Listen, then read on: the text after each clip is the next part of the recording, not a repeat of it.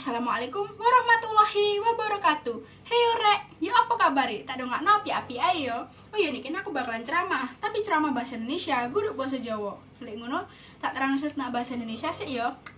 Nah jadi teman-teman, hari ini aku akan ceramah bahasa Indonesia tentang radikalisme di Indonesia. Sebelum itu, di sini teman-teman udah bersyukur belum sih?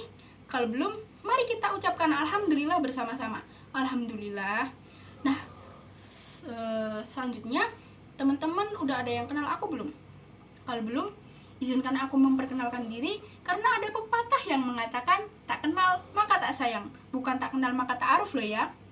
Oke, nama aku Evriliatul Atala Nafis Putri Andriani dari kelas 11 MIPA 1 absen 9. Gak usah lama-lama, langsung aja kita ke pembahasannya. Cekidat.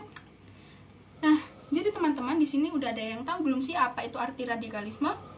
Kalau belum, aku kasih tahu nih. Radikalisme adalah suatu perubahan sosial dengan jalan kekerasan, meyakinkan dengan satu tujuan yang dianggap benar, tapi dengan menggunakan cara yang salah. Radikalisme dalam artian bahasa berarti paham atau aliran yang menginginkan perubahan atau pembaharuan sosial dan politik dengan cara kekerasan atau drastis. Dalam artian lain, esensi radikalisme yang adalah konsep sikap jiwa dalam mengusung perubahan. Yang dimaksud dengan radikalisme adalah gerakan yang berpandangan kolot dan sering menggunakan kekerasan dalam mengajarkan keyakinan mereka. Selanjutnya, di Indonesia sendiri ada 3 paham yang terus tersebar. Nah, jadi menurut pegiat anti-radikalisme, Haidar Alwi menyebutkan Indonesia memiliki 3 macam radikalisme yang saat ini masih terus tersebar. Haidar menjelaskan diantaranya yakni radikalisme keyakinan. Dalam pemahaman radikalisme ini, orang lain yang memiliki pemahaman keyakinan yang berbeda maka dianggap sebagai orang kafir. Radikalisme keyakinan yang kerjaannya mengkafirkan semua. Semua dituduh kafir, semua dianggap masuk neraka kecuali kelompok dia, kata Haidar dalam forum jurnalis Merah Putih menolak lengah siluman terorisme nyata di Jakarta pada hari Kamis tanggal 14 November tahun 2019. Radikalisme kedua, lanjut Haidar, adalah radikalisme tindakan. Haidar mencontohkan Jamaah Ansarud Daulah atau JAD yang termasuk dalam radikalisme ini. Ia menyebutkan JAD adalah kelompok yang selalu menghalalkan segala cara, termasuk melakukan pembunuhan atas nama agama. Kegiatan ini mengingatkan kita pada teror bom di Surabaya 2 tahun yang lalu, di mana 3 gereja dibom secara habis-habisan pada hari yang sama dan memakan korban jiwa. Lalu, yang terakhir dan yang ketiga adalah radikalisme politik, adalah yakni mereka yang menginginkan perubahan ideologi negara. Mereka yang termasuk radikalisme politik adalah yang memiliki tujuan untuk mengubah sistem pemerintahan menjadi khilafah. Ini kelompok yang ingin mengganti ideologi negara yang sah, Pancasila, dengan ideologi khilafah, jelas Haidar. Dari ketiga jenis tersebut, Haidar mengatakan jumlah pengikut ketiganya masih marak di Indonesia. Radikalisme masih menjadi momok yang patut untuk diwaspadai karena keberadaannya terasa senyap bak gerakan bawah tanah yang cukup sulit terdeteksi. Namun, bukti akan eksistensi radikalisme di Indonesia masih tetap ada bahkan sampai saat ini. Indonesia telah secara resmi membubarkan ormas yang ditengarai merupakan ormas radikal, di mana ormas tersebut menganut paham khilafah dan memiliki cita-cita untuk meruntuhkan demokrasi di Indonesia. Meski gerakannya senyap, namun berkembangnya penggunaan media sosial juga telah dimanfaatkan oleh kelompok yang anti terhadap demokrasi untuk menghembuskan paham radikalisme.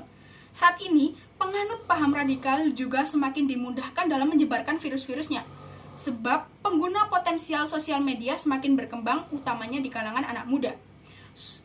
Nah, jadi teman-teman, aku harap teman-teman juga bijak dalam menggunakan media sosial. Bila menerima pesan-pesan yang mengandung unsur sara, teman-teman harap jangan hiraukan dan blokir nomor pengguna tersebut apabila itu nomor yang tidak diketahui atau tidak disimpan dalam kontak kalian. Blokir dan laporkan. Jangan lupa ya teman-teman. Nah, kelompok radikal tersebut menggunakan jaringan internet untuk bermacam hal, seperti provokasi guna menebarkan ketakutan hingga upaya rekrutmen anggota baru.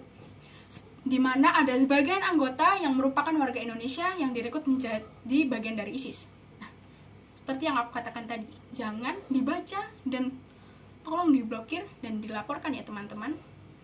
Oke, dengan maraknya penggunaan sosial media, paham radikal tentu tidak pandang bulu dalam menyebarkan ideologinya, sehingga peningkatan kewaspadaan sangat perlu untuk digencarkan.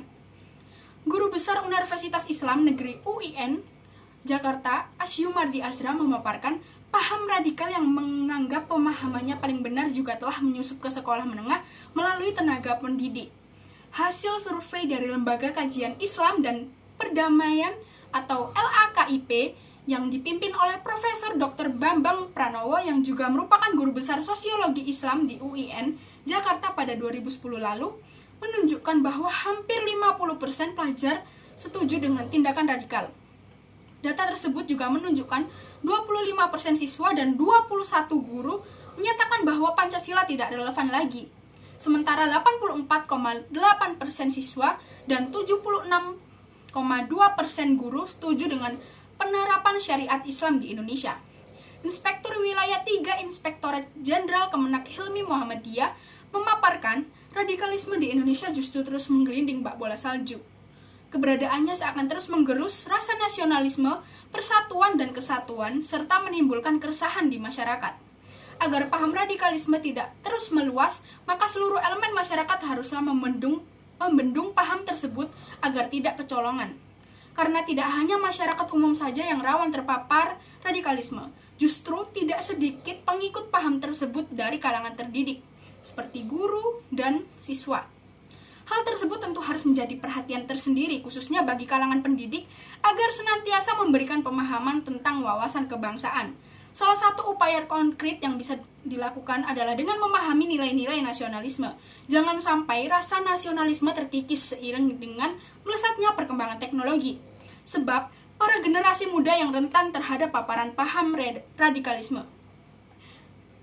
Di sisi lain, penanganan akan paparan radikalisme bisa kita cegah dengan menumbuhkan nilai toleransi antar umat beragama dan memaknai Pancasila sebagai ideologi yang sah bagi seluruh rakyat Indonesia.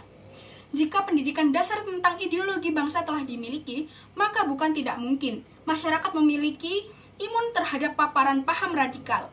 Sehingga meski paham radikal dihembuskan, masyarakat memiliki landasan untuk menolak paham tersebut.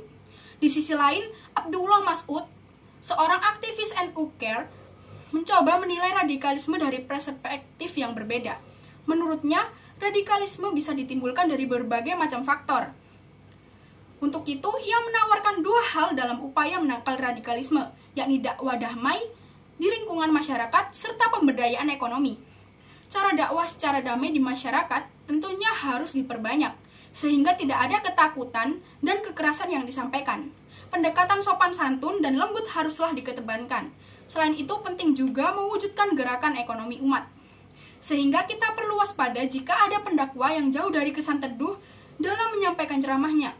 Tentu kita sepakat bahwa dakwah yang baik tidak akan menciptakan permusuhan antar sesama umat manusia. Dengan adanya permasalahan ini, tentu kita semua memiliki peran penting dalam menjaga keharmonisan dalam kehidupan berbangsa dan bernegara. Paham radikal yang sering digembar-gemborkan terbukti dapat mengancam rasa persatuan dan kesatuan masyarakat Indonesia. Sekian ceramah saya hari ini. Terima kasih. Nah, jadi aku punya satu pantun nih buat kalian. Jalan-jalan ke kota Kediri, jangan lupa membeli tahu. Sekian ceramah saya hari ini. Wassalamualaikum warahmatullahi wabarakatuh.